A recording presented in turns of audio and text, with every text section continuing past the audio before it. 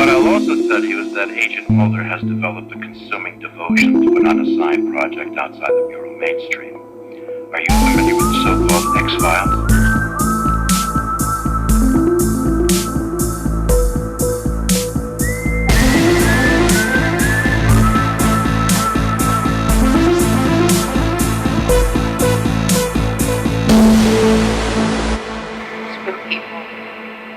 Welcome everybody to the Dark Talk Files, episode 23, Roland. I am your host Dan, and I'm joined by my FBI bro Paul. How are you doing? Hello Dan, I'm fine, thank you. How are you? Good, thank you. Good. Just weathering this storm. It's absolutely mental, the weather outside. Yeah. It's chaotic, isn't it? The tree came down with the last one right in the middle of the road where I live, so hopefully no more of that business will be happening. Well, the sun's just come out here. It's just peeking through the clouds. I was also going to go out for dinner later, but my son has got chicken pox, so we're going to have to quarantine in the house now, so that's a shame. Shit, have you ever had it? Yes, I have when I was younger. Yeah, I did in primary school. Yeah. Year 6, I think I had it. I think I had it before then.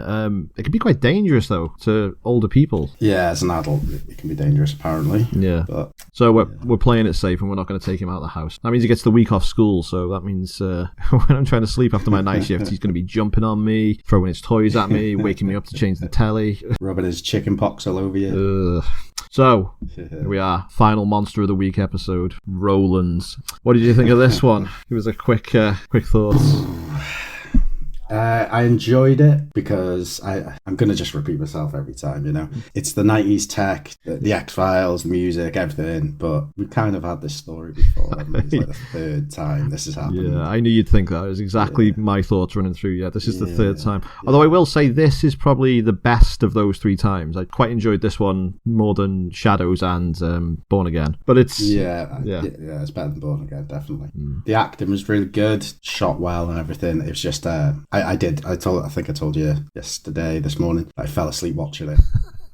Again, I've got an issue. I can fall asleep. It's probably because my body clock's so fucking weird at the moment. I'm waking up at 6 a.m. naturally. I'm getting dead tired like 10 at night. So maybe I should watch them earlier or something. I don't know. You're just like Mulder whenever he falls asleep on the couch watching a crap horror film, B-movie. Yeah. To be fair though, I haven't fallen asleep with the better episodes, so maybe that's. I do find it very relaxing though. Watching X-Files, it's very comforting for me. So. I'm not surprised, actually, thinking about it. One thing I found about doing a podcast, watching this series, I've spent a lot of time making notes. I haven't had a lot of time to sit back and just chill and enjoy the episodes. I'm constantly making notes and writing out the plot and everything for the episode. So I would like to go back and watch all this without having to record afterwards, just for a bit of relaxation. See, the way I do it is I don't really take notes. I have taken notes, but really I don't. I just go by memory, think of a couple of jokes while it's happening that I forget them instantly and rely on you to navigate us through the story. See, that's why the last couple of episodes have been a bit wank. Yeah, see, I have to rely on my notes because otherwise you get episodes like Tombs and Born Again where we just didn't have a clue. Well, I didn't have a clue what was going on. Yeah, right, so let's get going. So we open up at this jet propulsion lab and we meet a bunch of these bigwig scientist dudes who are working on this... It's some kind of gigantic fan project. like we need to make this fan bigger and more powerful. The next step in fan technology. Fucking Dyson. Yeah, but more importantly than these dudes, we meet the janitor, Roland, played by Governor Devlin himself. Trying to pronounce his name. Zeliko Ivanek, I think his name is. Yeah. Cool name. Yeah, so he's Roland the janitor. It's quite odd to see him in such a sympathetic role because this dude always plays dickheads in everything I've seen him in. Obviously, he was one of the main villains in Oz. True Blood. True Blood as well. Oh, okay. So he's Roland, and Roland has learning difficulties. Is that the correct term for it? Either learning difficulties or a learning disability. A learning disability. But they say in this that he has autism. Right. Okay. And this is one critique that I do have of his performance, because he does have it's a really good performance by him. However, his portrayal as a man with autism is quite off. Being from a background of working with people with autism, basically living my life around autism. autism, and you have as well to some degree, because me and you've worked in the same kind of area at some point. That we don't need to say anymore. He's also a savant, which doesn't necessarily have to come with autism, but yeah, he is a savant as well, and he does do a good job though. Yeah. So these scientists are desperate for a breakthrough on their giant fan project, and because the government is going to pull funding unless they can create a big enough fan, unless they could reach a Mach 3 or something like that, I think. One of the scientists, Dr. Cernow, goes inside the giant fan chamber to run some tests on the control panel, using the control panel, and Roland locks him in and starts the giant fan engine, which blasts this dude to pieces. And as he goes in, I was just like, this is not very health and safety friendly to have no way of opening that door from the inside. Like, once the door shuts, it becomes part of the wall, and there's no handle, and you can't even see where the door is. There's no seams. So I thought about that. And then the bit that really made me laugh is the bit where Cerno is sucked into the fan. So he is holding onto these bars as his body has gone horizontal and the fan is trying to pull him in. And you don't see the way you see him. You only see him from outside the viewing window as Roland is fiddling with the computer. He flies horizontally super fast into the fan. He's like, he's gone. I pissed myself for that. It was like something out of Austin Powers. He was just like, it is, yeah. It's like a henchman dying in Austin Powers, yeah. I'd tell you what it did make me think of, though, because this happened twice in this episode. It made me think of, and I don't know if you remember this, because by the time this airs, we will probably be covering this film on the main podcast. Jason X. That girl, that sarcastic, annoying girl, gets sucked out into space, but she goes through a grate and gets like grated into pieces. I don't know if you remember that. Yeah. Right, now, a bit later in the episode, there is a second Jason X death. So, yeah. That's what I was thinking about more so than this one. I don't really remember Jason X particularly. Yeah. But, yeah. Remember that famous death? That was, I remember the nitrous. The liquid nitrogen. That's the one. Yeah. Before we move past the cold opening, we need to talk about the scientist who's a complete dick to Roland. Like, he's a doctor. Like, why is he being such a dick to another human being? Are we on about the dark-haired scientist? The first one we see, he's got a beard. He looks a bit like the guy from Stand By Me. What's his name? Will Wheaton. Wheaton. Yeah, he looks a bit like an older Will Wheaton. Right. Yeah, but he's such a dick to Roland. Yeah. And then I was like, yeah, well, you're probably going to die, so I can't wait for that to happen. And then a couple of minutes later, he starts arguing with the other scientist. And he's like, I just want to protect my baby. And it's fucking dead funny. I was like, I rewound it a couple of times. I was like, what the fuck? He's called it his baby. Oh, God. So Mulder and Scully arrive at the site and they talk about how Cerno was the second scientist to die on the team within 6 months. The first was Dr. Arthur Grable, who died in a unrelated car crash. So Mulder notices that the equation on the whiteboard has different handwriting because it was altered by Roland in the cold open. And I don't know how Mulder noticed this, because to me that just looks like one big mess of numbers and brackets and letters, and but somehow Mulder can tell that this handwriting difference. It does look different enough. Yeah. Like, given that, it does look different enough when you look at it. Yeah. But this is Mulder we're talking about. He's going to spot shit like that, isn't he? You know? Yeah. So they visit Roland at his home and they question him about what happened. I've got written at the jab. I actually meant the lab. So they question Roland about what happened at the jab, and Roland doesn't really tell him much, but he does show them that he is a savant when he counts the number of stars on Scully's shirts. He says there's something like 147. There you go. Now, I mean, he could just be making that up, because I don't think Scully sits there and counts the stars on his shirt. But they take him at his word anyway. So Mulder and Scully take the photos of the whiteboard to a handwriting expert, and they try to match Roland's handwriting with what was written on the board, but it comes back as a negative match. Now, what I did notice in this scene is that they've got a new handwriting expert here than the one that they had in Young at Heart, because the one in Young at Heart, do you remember trying to like bang Mulder constantly? She was like, come on, Fox, come and take me out. Yeah. So she's presumably been fired for sexually harassing every man that comes She was literally sexually harassing Mulder. she was like, yeah, it kind of makes sense. Mulder, come and take my clothes off. Slick as an otter. Yeah. So we get the next death, which is the third scientist, is Dr. Keats. So he becomes Roland's next victim when Roland just jumps him and shoves his face into this tub of liquid nitrogen and smashes his face in, just like in Jason X, like we mentioned. Now, this got me wondering about this lab, right? Because this lab, the health and safety procedures are just absolutely awful, because there's no way to get out of that chamber without somebody on the outside. And then this tub of liquid nitrogen, it's in like a paint tub under the desk. Like, you think something like that would be locked away, but Roland's like, no, we're gonna get the liquid nitrogen, and just dips his head in it. Fucking hell. And coming up, what we see is the chalk outline of his body with all of his bits of brain outlined as well.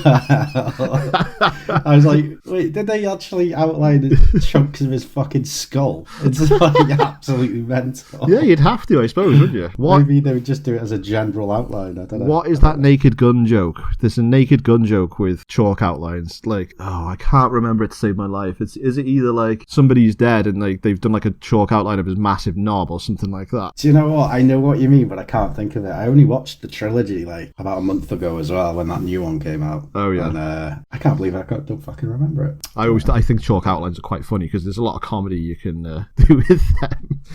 Yeah. Like, do you remember that Mr. Bean episode where he's going to paint his flat in white paint, but because he's Mr. Bean, he just gets the paint, sticks it in the middle of the room, and he puts a stick of dynamite in the paint tub. Yeah.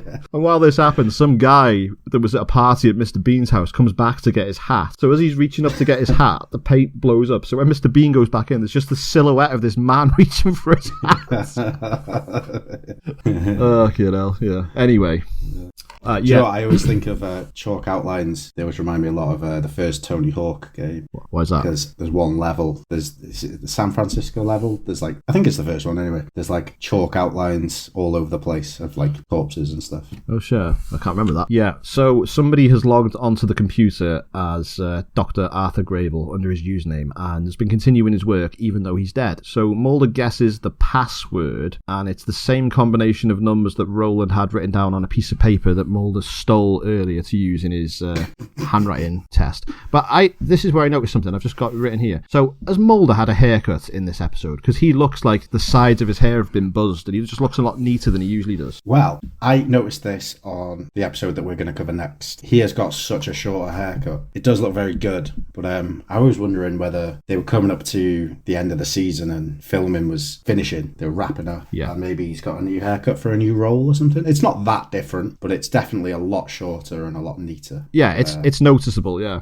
I've also noticed Scully's hair getting longer as well. Every time I go back to these old episodes and I see the way Scully looks, I don't know if Gillian Anderson had some work done or something for later seasons, because she doesn't look anything like she does in later seasons. Yeah. I think because she became like a bit of a sex icon and that, they give her a bit more makeup, maybe do her hair a bit more up to date, because it's very sort of early 90s, late 80s, her hair in this first season. Yeah, very get rid of the frumpy outfits. And, outfit.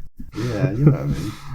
So they find out that Dr. Grable hired Roland personally to work as the janitor in the jet propulsion lab, and they find out that he and Roland have the same birthday. So I know, this was just...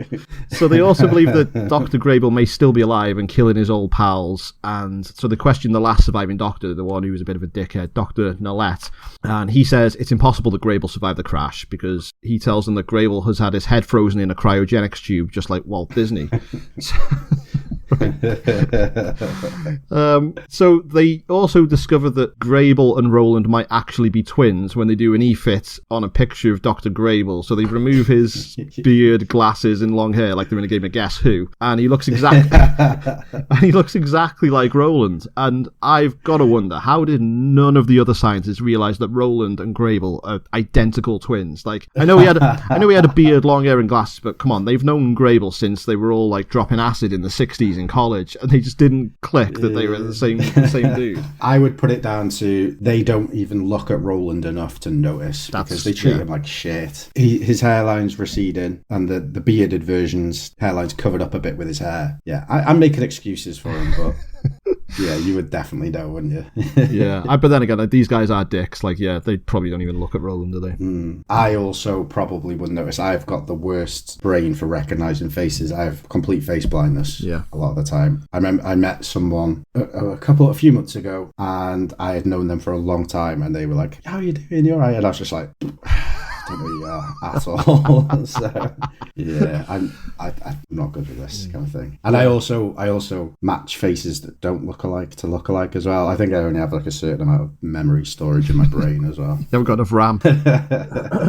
No, that is true actually, because I've got a long beard and I've had it for about 11, 12 years now. And every now and then, once every couple of years, I'll have a clean shave and like to grow it back. During that like month or so when I'm clean shaven, nobody recognizes me. They just look at me, see the long hair and the beard. So when I turn up with short hair, clean shaven, they're like, "What the hell? Who's this?" And I'm like, "It's me." And they're like, "Oh my god." My son, who is 4 years old, has never seen me without a beard and long hair. So the day that I shave and cut my hair, he's not going to recognize me. No, he's absolutely not going to recognise you. Do you know what though? I think we probably end up talking about this on our next one on the main pod. Me and you have watched the film Strange Darling recently, haven't we? And so, spoilers for anyone who hasn't seen it and is listening to this. There's a character in it that wears a wig, and I did not realise it was the same person.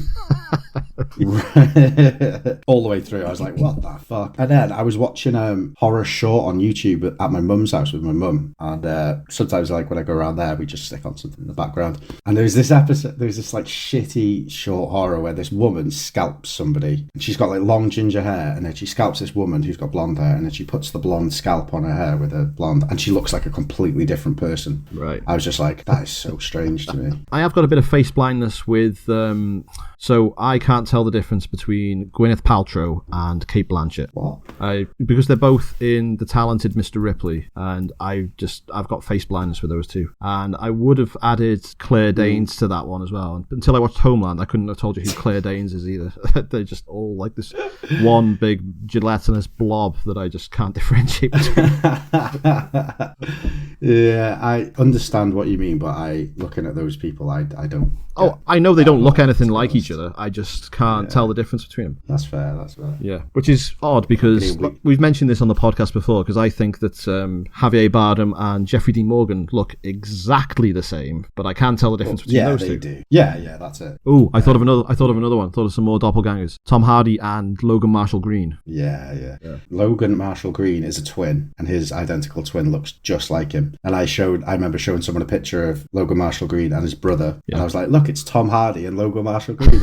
Logan Marshall Green, and they were like, "Fucking hell, they look well alike." I was like, "Yeah, they do." The thing is, you could have just shown them a picture of Tom Hardy. You were at the exact same reaction because they look the spitting image of each other. Yeah, but in the photo they were standing with each other. So yeah. And there's also Matt Bomer and Henry Cavill are like the exact same person as well. I don't know who that is. Give it a quick Google and you'll see. They are like the same person. Henry Cavill.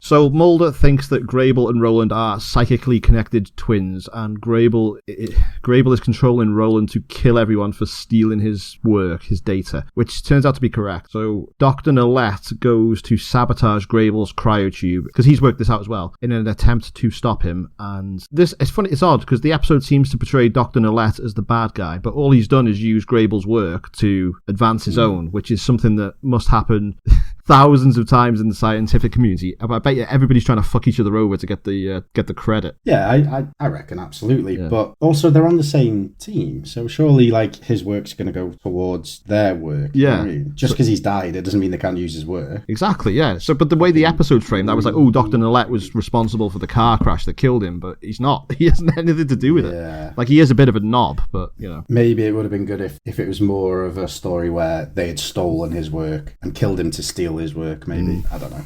Yeah. I guess that would have made more.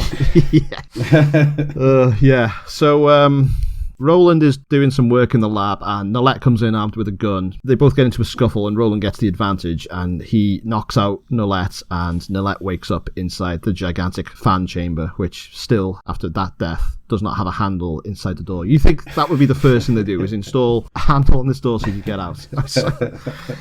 An emergency exit procedure. Yeah.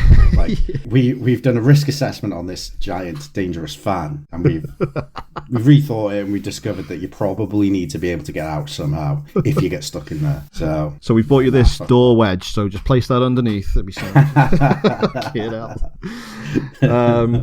So Roland is going to kill Dr. Nolette the same way that the first guy died. And, so he activates the fan. I really like this one. This looks so much better than the first one because it's framed from the front of Nolette holding on, and he's like, and the fan is about to suck him in. And when he eventually does let go of the fence, he actually flies backwards and the fan shuts off in midair, so he goes whump and hits down. Looks so much better than that first death. It's great. The first one was so comical. I know, yeah. So the fan was turned off when Mulder and Scully arrive, and they get Roland to shut the machine off just in time. Nolette is saved from becoming a jar of pedigree chum. I don't know. That's pretty much the end of the episode. So the episode ends with Roland leaving the house that he's been living in, saying a sad goodbye to the girl that lives there, like his dorm sister. He gives her his jar of stars to look after, and he has to go into custody. So his life has been fucking ruined by these scientists. Yeah, he's gonna end up having the Cyril O'Reilly treatment. Gross. They do say though. Mulder does say that he's going to put a recommendation into the judge that he gets released or gets something, I don't know. But he has committed murder. In the eyes of the law, he's killed 2 people. Yeah, they're not gonna judge him in the eyes of Mulder, so that it's like supernatural. It's not his fault. It's like he's a murderer, and that's it. And we know by previous experience, if Mulder does testify in his defense, that's just going to make things worse for him because he's going to say, it wasn't him. He was possessed by his dead twin, and they're going to go, right, this guy, I wish he'd just fuck off. Stop turning up in these trials. Spouting all your bullshit, all the supernatural shit. I know. So that's the end of the episode. Yeah. I think we've pretty much gone over our thoughts with this already. It was, I didn't need to see a dead, for all intents and purposes, a ghost. I didn't need to see a ghost come back for revenge for a third time. Had this been the only occurrence of that in the series, I would have enjoyed this one a lot more, because I do think it was better than the other 2 ghost ones. Yeah, I can't remember where I've ranked it, but again, it was enjoyable. It's just very samey, and again, it's another one where Mulder and Scully have been inserted into a story rather than there's not a lot of substance to it in terms of their world building and that. That's why I don't like the Monster of the Week episodes that much, because it builds the world in a certain way, but it doesn't build it in the way that I want it to move forward. Unlike the next episode that's coming up. But a couple of things I just wanted to mention: the flashbacks where it shows him, and it's obvious that they're twins, and it's like fucking again, twins, and another character that we haven't mentioned, or you've mentioned briefly, was his potential Roland's potential lover at the half house that he lives in. That girl. Oh yeah. Like, I don't want to shit on people's acting, but fuck me, like, where did she get the idea to act like that? It was just so bad. It's not as good as a performance as Zeliko playing Roland. Yeah, so it was kind of funny. She was definitely up for marrying him, because she says she wants to marry him, doesn't she? That would have been a nice happy ending. But we'll get to the ratings obviously when we rate the season. My thoughts on it, it's a middling episode. So yeah, and like we said, we're not that fans of like ghosts and possessions and stuff like that. So have you got any trivia regarding this episode? Oh yes, I do, Daniel. Okay, play the jingle.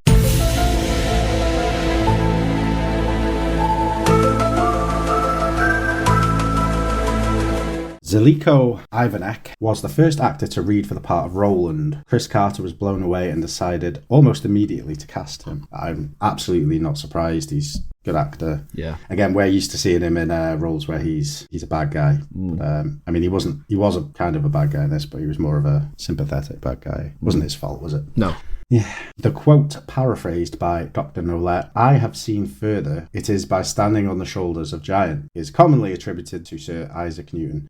great. Director David Nutter considered this the weakest of the 6 scripts he directed in the first season. Nutter was thankful that he had such a strong guest actor in the form of Ziliko to help sell what he considered to be a weaker material. Yeah, if it was anyone who wasn't that good, it would have been way, way worse. Yeah, this could have been an absolute stinker of an episode if it wasn't for his performance. Yeah. So we got lucky there, I suppose. Yeah. This was the 3rd episode in close proximity in the first season to feature the concept of resurrection in a different body, following Lazarus and Born Again. Kerry Sandomierski, who appears as Tracy, would go on to play the character Joanne in the season 3 episode Too Shy.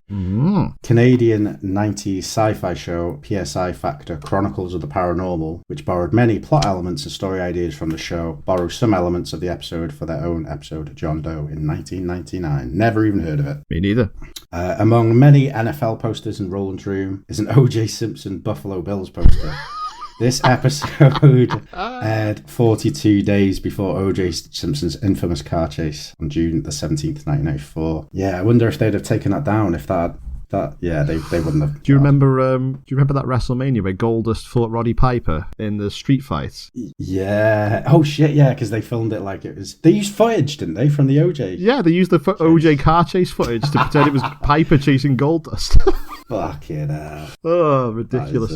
That's a really fun match, actually. It's quite good. It is. Did they get sacked for that? No, that's you're thinking of the King of the Road match. That was Goldust versus the Blacktop Bully, who was the Repo Man. They were in a King of the Road match where they were fighting in the back of that truck. Yeah, and they bladed and that, didn't they? They bladed, and they were told to blade by whatever road agent was in charge. And when they got back, Eric Bischoff was like, "That's it, you're fired. You're not allowed to blade." And then they were like, "What the fuck, man?"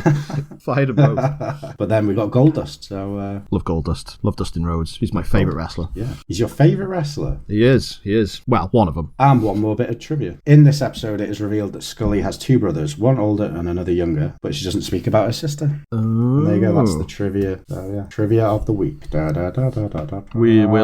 We will soon. We'll get a couple of episodes with Scully's sister next season for about 5 minutes. Have you got a spooky story this week? So I have a story, but it's not spooky. I'm going to talk about something slightly more positive to celebrate the life of a man who was a savant. Okay. So you've probably heard of him. I think he's very famous for being the inspiration for the character Raymond Babbitt in the 1988 film Rain Man. So this is Lawrence Kimpe. He was an American savant known as a mega savant. He had an exceptional memory and exceptional intelligence, but he also experienced social difficulties, possibly resulting from a developmental related congenital brain abnormalities. They thought he had autism to start with, but it turned out that they think he had something called FG syndrome, which is a rare genetic syndrome caused by one or more recessive genes located in the X chromosome and causing physical abnormalities and developmental delays. So, do you know about this guy?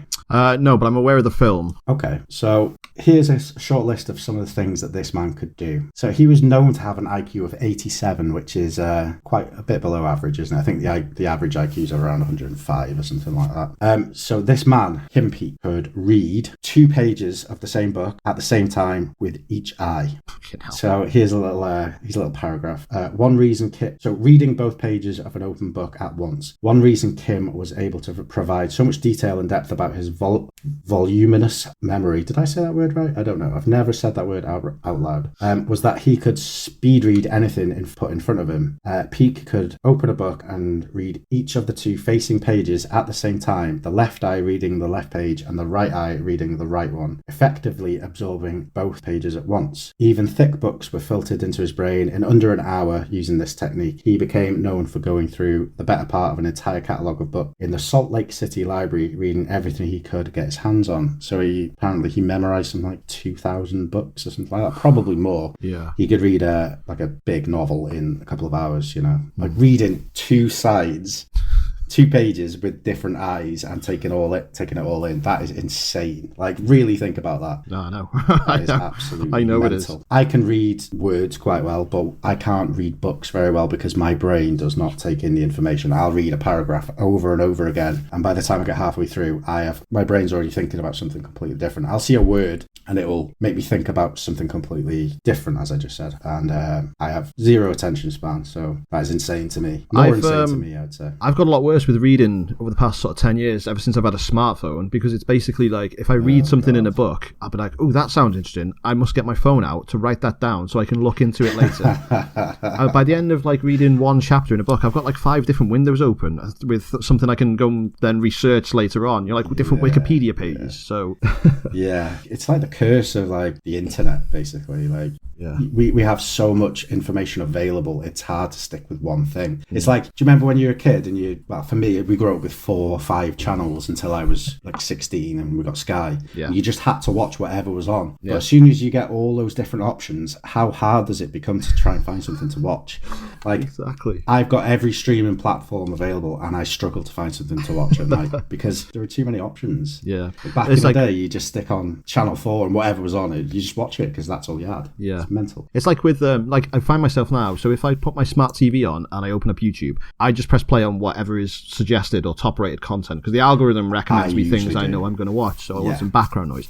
However, if I've got free time to myself and I'm like, right, I'm going to put a film on or something, I'll go onto my letterbox page, I go on my watch list, and I've got 300 or so films in my watch list, all stuff that is really interesting to me, and then I'll skim through it, and I'll be there for like 10-15 minute, just like, nope, don't fancy that, don't fancy that. And in the end, I'm just like, oh, I'll just stick another episode of The Sopranos on. So it's like, what a waste of time, man. Yeah, I think everyone is going through this. People who are like fans of TV and film, I think everyone's got this issue at the moment. Yeah. It's just too much out there, and you end up watching something you've seen a million times because it's easy and comfortable. And, Peep Show. I do a full rewatch of Peep Show like once a year. Do you know what I started?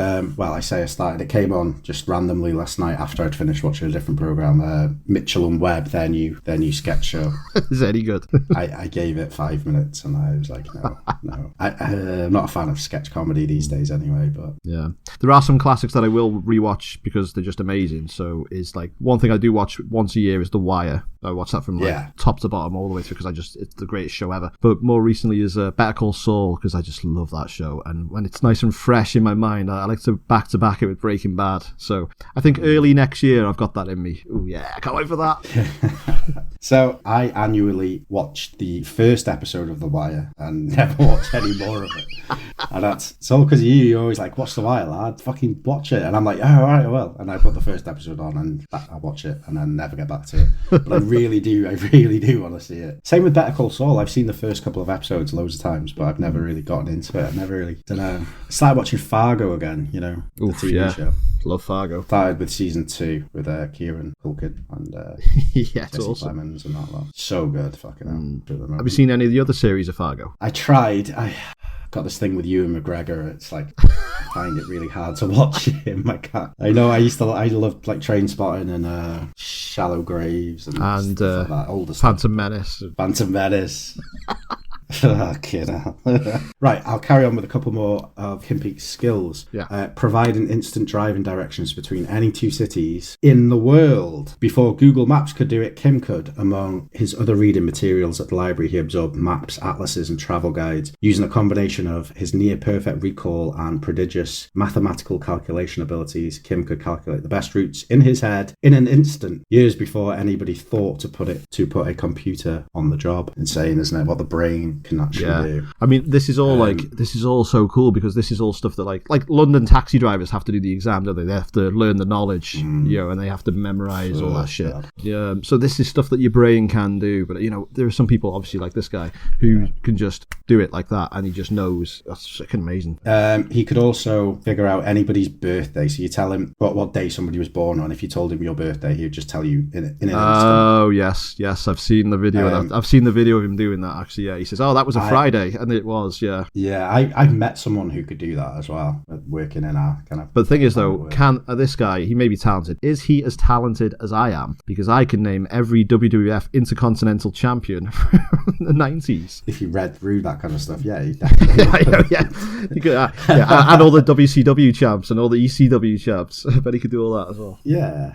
This is what I've mentioned about Mulder before. He's insanely clever and intelligent with what he's interested in, and that's what you're like. You can do all that because you have such a deep interest in it. Whereas my interest in that is probably half of what yours is. I love it, but I just don't have as much. I'm not as keen on it as you are. Like, there are certain things I'm pretty good with, but I don't have like savant levels in anything in my life. Do you know, it's weird though, because I would say that when me and you talk about films, we can recall lots of films and actors and all that kind of stuff, and we're pretty good at it, but you don't realize how good at it you are until you speak to people who don't have as much of an interest as we do. Like, when I speak to people I work with, they're like, how do you know so many films and how do you know so many actors? And like, to me, I don't. It's just, I have a very baseline of understanding and memory of all this kind of stuff, but compared to people who aren't as into it as we are. I guess it's also like, so every now and then I'll go to, if I go for a beer with my dad, we go to the pub and he'll be there, his friends will be there, and they'll all be discussing football seasons from the 80s and the 70s, and they'll say, oh, who was playing what position during what game and what the points were, and I'm like, oh, I haven't got a fucking clue what you're talking about. I won't go through these too much in detail. He can recite any Shakespeare play verbatim, and he could count cards, which is like, you know, insane as well. He died in 2009. He had a heart attack. Rest in peace, my dude. I do remember learning way more things that he could do, and I just can't remember it right now. He could give you detailed directions all over cities from a glance at a map. 12,000 but in detail, and all that kind of stuff. And one more little thing that I just gotta, because I found this, it's just a list of 5 savants. So we've just spoken about Kim Peek. Someone called Leslie Lemke. When Leslie was born prematurely, he had brain damage, cerebral palsy, and had to have his eyes surgically removed due to glaucoma. Fucking awful way to be born. When Leslie was put up for adoption at 6 months old, May, a local nurse who was 52 with 5 children of her own, welcomed him into her family. When Leslie was 16, in the middle of the night, May woke to music playing, thinking she'd left the TV on, and she went to the lounge to turn it off, but found Leslie playing Tchaikovsky's Piano Concerto No. 1 flawlessly on their piano. He had heard it on TV earlier that day. Despite no musical training, he was able to play all types of music, from ragtime to classical. Yeah, and you can watch him on YouTube. That's mad. And he's played concerts all over the world, US, Japan, Scandinavia. He's been on TV quite a lot. This is someone who you may have heard of. I think he's English. Stephen Wiltshire. As a young child, Stephen discovered a passion for drawing. First animals, then buses and buildings, TV. Where did I get that from? Then buildings and city landmark. He was unable to communicate verbally throughout his childhood, but instead communicated through his drawings. Today, Stephen is an artist with a unique talent, which has led him to be nicknamed the human camera. After he sees a city landscape just once, such as from a plane, he can draw it perfectly from memory, right down to the number of floors and windows on each building. And there's a little picture of a bird's eye view drawing of a city, and it's fucking mental. I've seen stuff with him before. He's amazing. And there are a couple more. I won't go into it too much. Elaine Boudreau. When she was 8, she used to listen to The Time Lady before the internet people could ring Time Lady. Oh, so she used to listen to The Time Lady like a speaking clock. This is what happens when I skip fucking paragraphs. This is Ellen Boudreau. Men with savant syndrome actually outnumber women by 6 to 1. However, Ellen is an amazing woman with savant abilities. Ellen is visually impaired, but to navigate around, she makes chirping noises that bounce off objects in her path so she can detect the reflected sound, like her own form of personal sonar. Ellen has also amazing timekeeping skills. When she was 8, Ellen used to listen to a time lady before the internet people could ring the time lady to hear a speaking clock right down to the second. From then on, Ellen has instinctively known the exact hour, minute and second of a day at all times. So she's basically constantly keeping time forever. Similar to Leslie, Ellen also has exceptional musical talents and can play music perfectly after hearing it just once. Famously, a reporter once tried to catch her out by asking her to play obscure songs, but she played every one. And finally, we have, I'm sorry listeners if this is going on a bit, but these are all amazing people who you should look up because it's just phenomenal what humans are capable of. We have Daniel Tammet. Daniel first became famous when he recited pi from memory to 2,200 to 22 pi from memory to 22,514 decimal places, a feat which took over 5 hours. And since his exceptional mathematical and language abilities have amazed the world. Daniel speaks 11 languages and in 2011 was challenged to learn Icelandic, a notoriously difficult language, within a week. 7 days later, Daniel was interviewed on Icelandic television, speaking, of course, in fluent Icelandic. Jesus Only Christ. 11? What a loser. His real talent, however, is numbers. Numbers, according to Daniel, are special to him. He actually sees numbers and calculations, a rare ability called synesthesia, which, crazy. In his mind, each number from 1 to 10,000 has its own unique shape, colour, text and feel. He has described 289 as being particularly ugly and 333 as particularly attractive and pi as beautiful. I understand. Yeah, I get that. I'm not going to be like, I'm a savant, but I see it with music as well. We've spoken about this in the past. The human brain. brain. There you go. That's a bunch of interesting people. It's not spooky, but it's more important than spooky stories, I think, to some degree. We need to know about these amazing people, these amazing human beings who some have like tragic lives, but are just fucking so amazing, like in their self, you know? Yeah. It's crazy. It is. Live amongst these people. And it's almost supernatural with how amazing that brain is. So there you go. Well, thank you for that story. It made a nice little change from the spooky story. Yeah, I thought we'd end out the season with something positive, you know? Okay, so that was Roland. We will see you next episode in 8 days' time for the season finale, the Erlenmeyer Flask. Oh, yeah. I cannot wait for this one. Back to the myth arc, motherfucker. This has been the Dark Talk Files. We'll see you next time. Goodbye and good night.